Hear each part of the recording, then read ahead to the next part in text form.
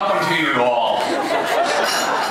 I say that not just because I mean it, but because it is how one is advised to commence one's speech by the good people of WeddingSpeechDirect.com in their free tips section.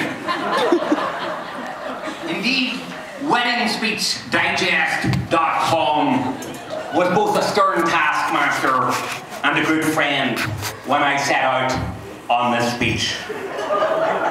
It warned me that such things can be hard to write and cause a lot of trouble, but that with time and effort, or $49.99 for all 20 of their ready-to-use groom speeches, we could together get through this thing this evening. Just like Ron Palak, USA, John Castle, New Zealand, or Rick Saunders, USA. But I asked myself, would their speech-writing genius go beyond Middle Earth? I feared that perhaps it would not, when I saw that among the website's general tips, in fact, in general tip number 1, was the advice, and this is genuinely true, that soon after you propose, keep a list of amusing, emotional, and touching anecdotes. They will come in handy when writing your speech. Now, ladies and gentlemen, when a wedding speechwriter, a professional wedding speechwriter, doesn't know the difference between an anecdote and an anecdote, one begins to wonder, was Mr. Dan Davis spreading himself a little too thin? And after a little investigation, because, as I hope I have already made it clear, ladies and gentlemen, one of the keys to a good wedding speech is preparation, I was horrified to learn that Dan does indeed sell funeral speeches too. Worse, his general tips were uncannily similar. Don't over-worry. Keep it short. Prepare, prepare, prepare. Write it down. The only general tip that didn't seem to be immediately transferable to a wedding situation was number 4. Have a backup ready if you can't perform.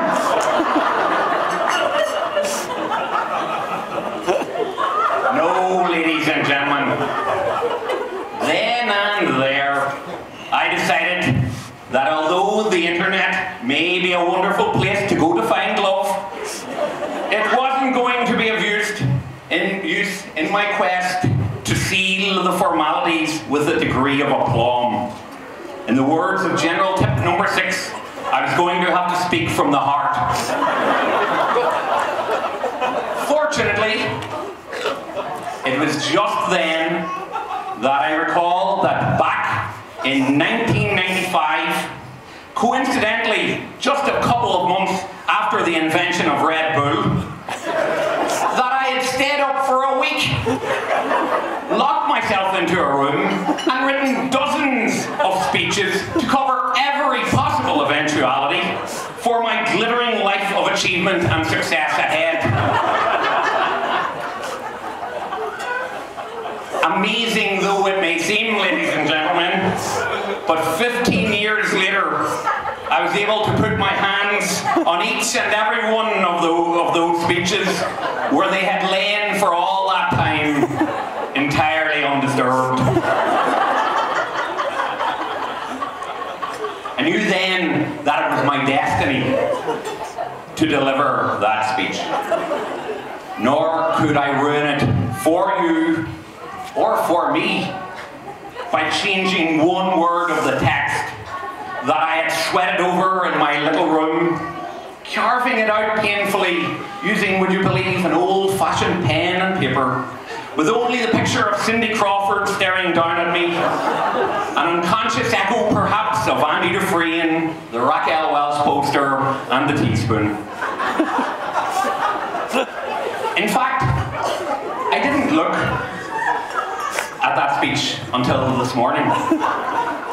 So it came as a bitter blow, ladies and gentlemen, to realise that I had instead of bringing the wedding speech, I had taken along my Nobel Prize for Physics acceptance.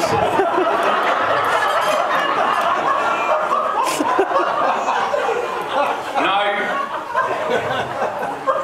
it had long ago saddened me to think that I would probably never have the chance to deliver that particular speech. My branch of quantum physics having fallen out of fashion with the string theory apparatchiks.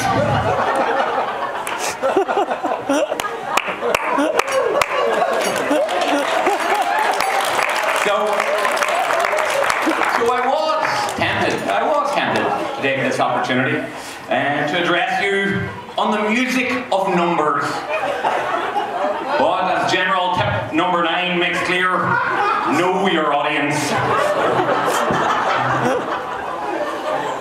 It would be beyond it.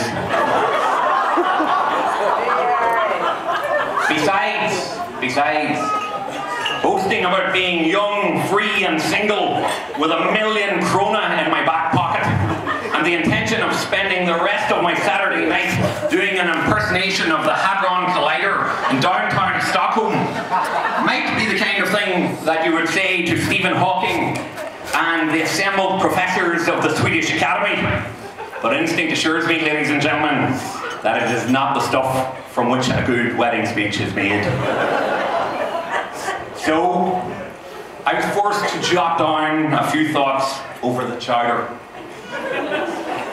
I thought to myself, look around you. Look around you. What can you talk about? And then it hit me. The Shelburne, of course.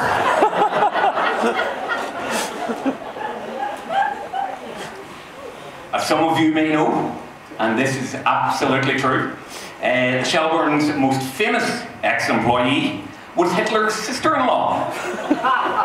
It's true. She was a chambermaid here before meeting Hitler's half-brother Alois and marrying him in Liverpool. One cannot help but think that even in a city with no shortage of bad haircuts, dodgy moustaches, and unprovoked attacks on unarmed neighbours, the Hitlers must have been given a wide berth in downtown Toxteth. By a not particularly healthy stream of consciousness, it brought to mind the late Führer's own attitude to marriage. Even though every couple who got married under his dictatorship was given a copy of Mein Kampf, which itself prompts the thought that, say what you like about him, but he wrote a book and got it published. But even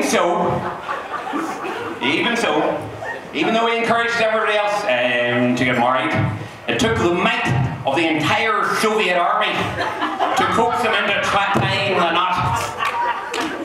That said, with the ash cloud expected to arrive again on Monday, and the fact that we haven't got anywhere booked for the first week of our holidays, it appears that in terms of planning, honeymoon planning, we are in a dead heat with the Hitlers. Now, in any speech, it is a delicate task in gently guiding the topic away from the greatest mass murderer in history towards that of one's newly betrothed.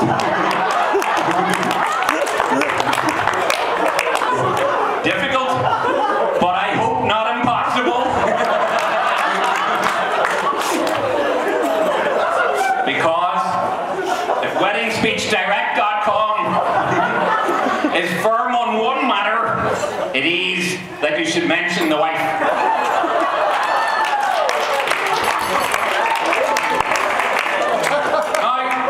People ignore that suggestion, and there's no doubt that it's entertaining in its own right. However, I a few words about Emer. And I want to point out, Emer, that I would have done so even without professional advice.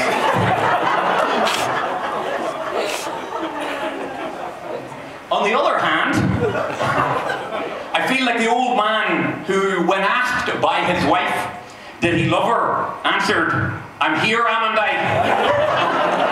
Well, I'm here, am I? I think the thing that I would like to say about Emer is that she has a bit of style about her.